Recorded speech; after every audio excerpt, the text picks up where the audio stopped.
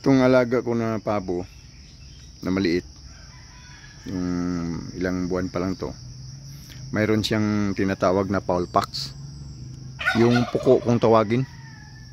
Ngayon tinanggal ko yung puko kasi malaki na siya kasing laki na ng yung kasing laki na ng butunis, tumutubo dyan sa may baba ng mata, dyan sa may mata banda yan, nung tinanggal ko, nilagyan ko lang ng sili. Ito, nilagyan natin siya ng sili. Yan, nilagyan natin siya ng sili. Yan, kunan natin yung pang thumbnail. Yan. Yan natin yung mata. Pang thumbnail natin. Kunan natin.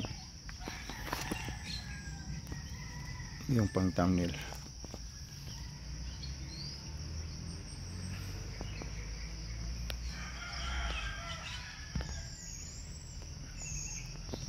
Ayan. Nung tinanggal ko, nilagyan ko ng sili yung sa baba ng mata, yung tinanggalan. Kasi itong sili, number 1 antibiotic ito. Minsan nga ginagamit sa mga ito, may mga sugat-sugat ba kang tao, ginagamit. Kaya yan yung ginagamit ko dito kasi number 1 antibiotic ito. Saka meron ding ibang pamaraan para maiwasan yung tinatawag na fowl pox. Pakakainin natin ng paminta. Yung buto ng paminta, yun ang pinaka-importante pinapakain. Minsan pinapakain din natin ng sili, yung na sibuyas dahon. Yung sibuyas dahon kung tawagin. Yun yung ginagamit natin pampakain sa mga pabo na maliliit pa. Kasi parang pang dagdag immune sa kanila, pa-boost ng immune system ng pabo.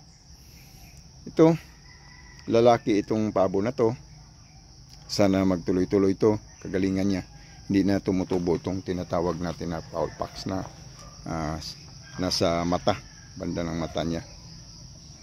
Yan siya, ginagamitan lang natin ng sili pa-support guys, kasi pag ginamitan natin ng medisina ito, hindi na magiging organic itong alaga natin.